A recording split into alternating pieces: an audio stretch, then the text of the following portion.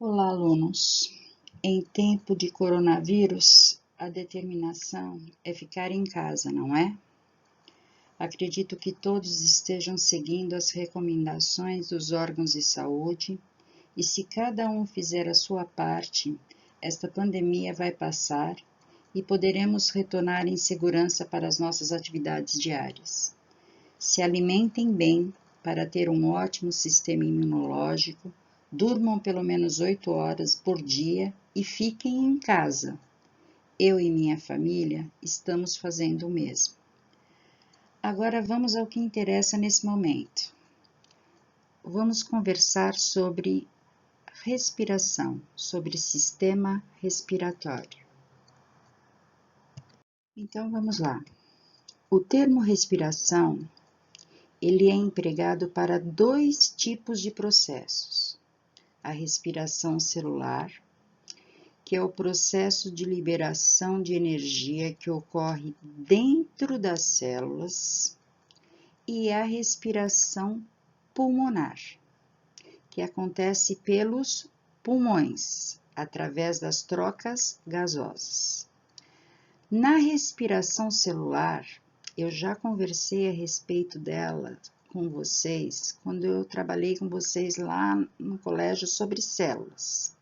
Eu disse que todas as células necessitam da respiração celular, que é feita na mitocôndria, e disse que a glicose que eu retiro dos alimentos com o oxigênio que eu obtenho através da respiração pulmonar vai liberar três coisas importantes para o meu organismo, que são água, gás carbônico e energia. Estão lembrados disso?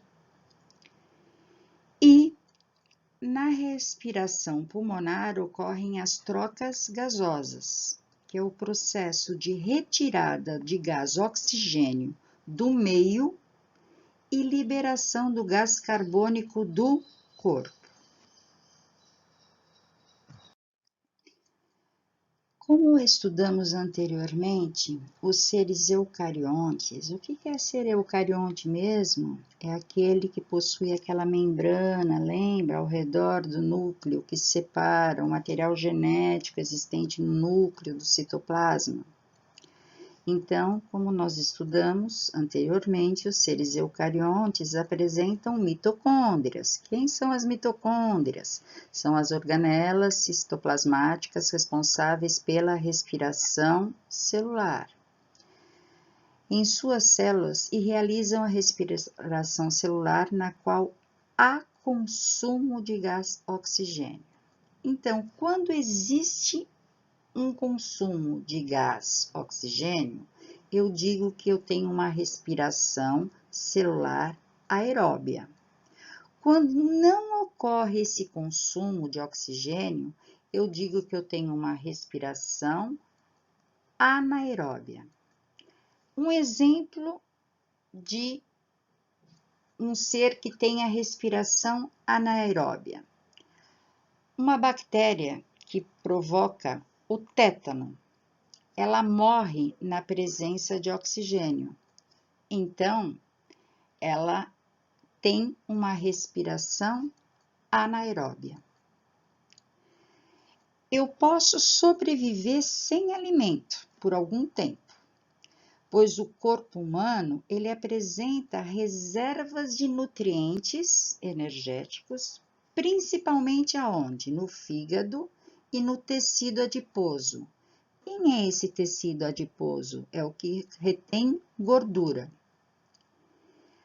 Agora, eu posso sobreviver sem o gás oxigênio? Não. Não existe como armazenar esse oxigênio no corpo.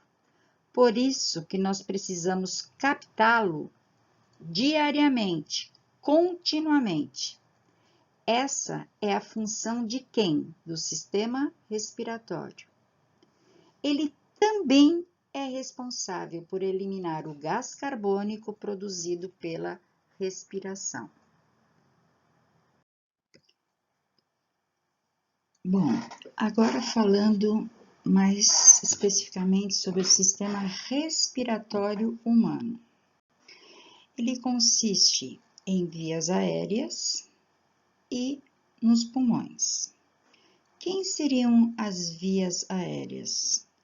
É um conjunto de estruturas por onde o ar passa, sendo composto por quem? Pelas narinas, pelas cavidades nasais, pela faringe, pela laringe, pela traqueia, pelos brônquios e pelos bronquíolos.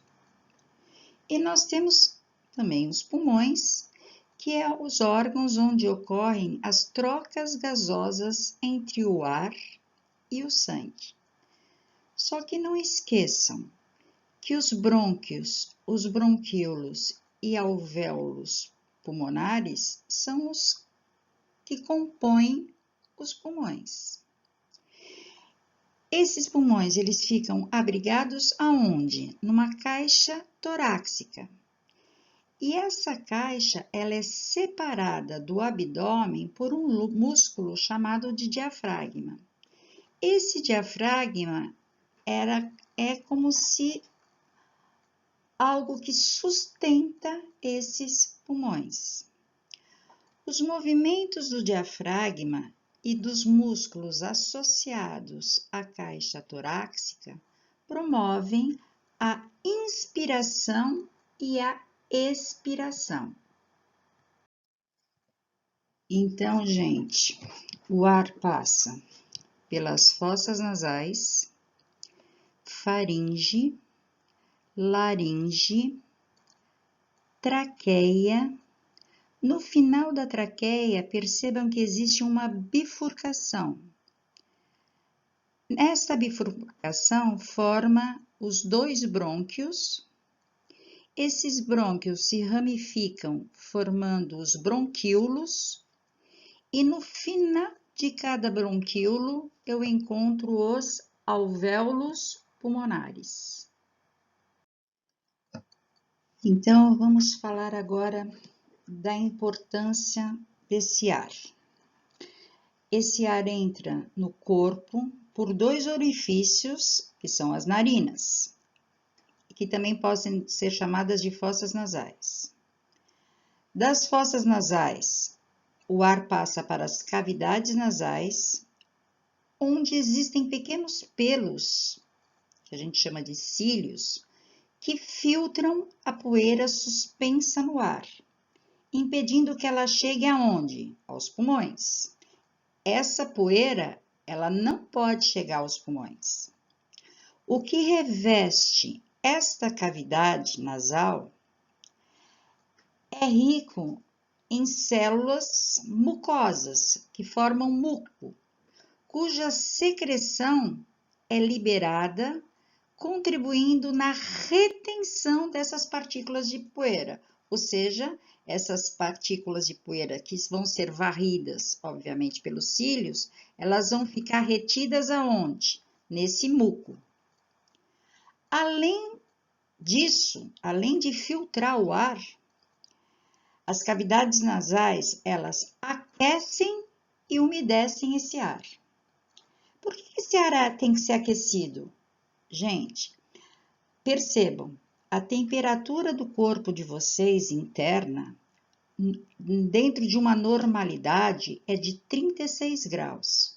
Se vocês compararem o ar interno do organismo de vocês e o ar existente no ambiente, vocês comprovam que o externo, a temperatura é muito menor do que o interno. A temperatura é muito maior dentro do nosso corpo.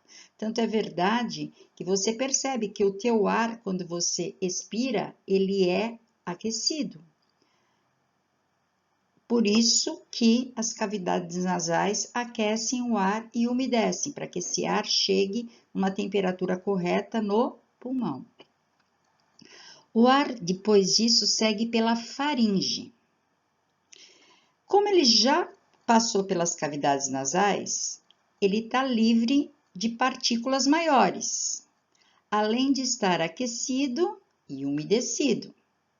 Aí ele segue para a laringe, um pequeno tubo cartilaginoso. Uma coisa muito importante é que a laringe, ela também participa do sistema digestório, ou seja, ela participa do sistema respiratório, o ar passa pela laringe e também o alimento passa pela laringe, ou seja, pertence ao sistema digestório também. Então, existe uma comunicação entre o sistema digestório e o sistema respiratório. E é por isso que eu consigo inspirar, ou seja, colocar o ar para dentro, também através da boca.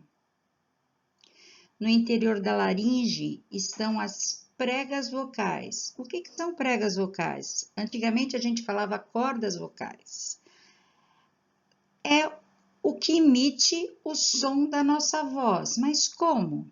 Quando o ar passa por essas pregas vocais, elas vibram. E elas vibrando, elas emitem o som da nossa voz. Da laringe, o ar segue para a traqueia. A traqueia é um tubo que está localizado na frente do esôfago, com mais ou menos 2,5 centímetros de comprimento, 2,5 cm. Suas paredes, elas possuem anéis cartilaginosos. E esses anéis cartilaginosos fazem a sustentação dessa traqueia, tá? E mantém essa traqueia sempre aberta. Agora, as células que revestem as paredes internas dessa traqueia também têm cílios e também produzem muco, como as cavidades nasais. Partículas microscópicas de sujeira ou micro-organismos que tenham escapado da filtração do ar lá no nariz, nas cavidades nasais, ficam retidas aonde? Nesse muco agora. Os cílios batem em sincronia e o muco carregado dessas partículas é empurrado para cima, em direção a quem? A faringe. Esse material, ele é engolido, assim não traz riscos para os pulmões e é eliminado através das fezes. Como eu já disse anteriormente, em sua parte inferior, pela imagem você consegue ver aí, a traqueia apresenta uma bifurcação e dá origem a dois tubos de diâmetro um pouco menor. Esses tubos são os brônquios, direito e esquerdo. Os brônquios, eles também apresentam anéis cartilaginosos que fazem a sua sustentação.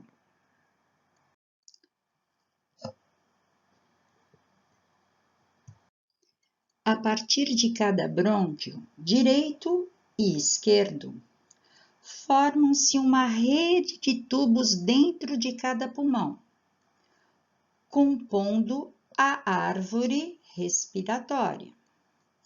Cada brônquio se ramifica em tubos cada vez mais finos, que são os bronquíolos. Os menores bronquíolos terminam aonde? Nos alvéolos pulmonares, que são minúsculos sacos formados por uma fina membrana em íntimo contato com muitos capilares sanguíneos. Como vocês podem verificar na imagem aí, parece realmente que é uma árvore que a gente chama de árvore respiratória. Os pulmões, gente, eles se localizam no tórax, apresentam a parte inferior mais larga que a superior e estão protegidos pela caixa torácica. Essa caixa torácica é composta pelos ossos que formam as costelas, pelo externo e por cartilagens e músculos associados a esses ossos. A caixa torácica está separada do abdômen por um músculo achatado, o diafragma, que existe só nos mamíferos. O pulmão esquerdo, ele está dividido em 2 lobos. Lobos é partes, tá, gente? Em 2 partes. E é menor que o direito, que apresenta 3 lobos, ou seja, 3 partes. O coração, ele está localizado entre os 2 pulmões, um pouco deslocado para o lado esquerdo. Externamente, cada pulmão é revestido pela pleura, que é constituída por 2 membranas lisas e úmidas, com um líquido entre elas. Então, entre essas 2 membranas existe esse líquido. E para que serve essa pleura? Ela oferece proteção e liga cada pulmão à parede interna da caixa torácica e ao diafragma.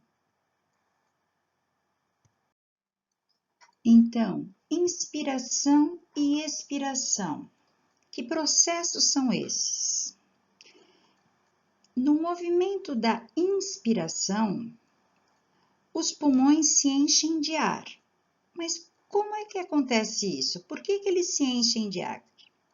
O diafragma e os músculos associados às costelas, eles vão se contrair e vão descer. E com isso, a caixa torácica se expande.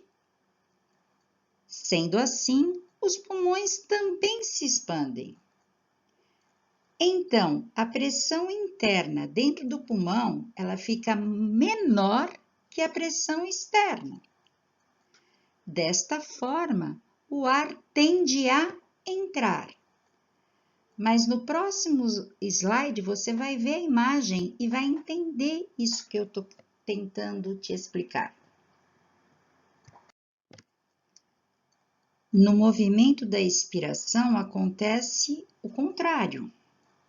A caixa torácica, ela volta à posição normal e comprime os pulmões que estão cheios de ar. Desta forma, a pressão interna, ela fica muito maior do que a pressão externa. E o ar, ele é eliminado, ele é expulso para o ambiente. Os pulmões de uma pessoa saudável são rosados pela presença de vasos sanguíneos e esponjosos pela presença dos alvéolos, que se enchem e se esvaziam de ar. Estima-se que existam mais ou menos 300 milhões de alvéolos nos pulmões. Olha a imagem aí que eu disse para vocês. Pela imagem, vocês conseguem visualizar o que eu estou querendo explicar para vocês. Repara no diafragma, na inspiração e na expiração. Na inspiração, parece que os pulmões ficam maiores, tá vendo? Parece que eles ficam maiores e eles estando maiores, existe uma quantidade muito maior de ar que pode entrar. A pressão interna é muito menor do que a pressão externa, por isso que o ar entra. Agora, olha na expiração. O diafragma, ele voltou ao normal.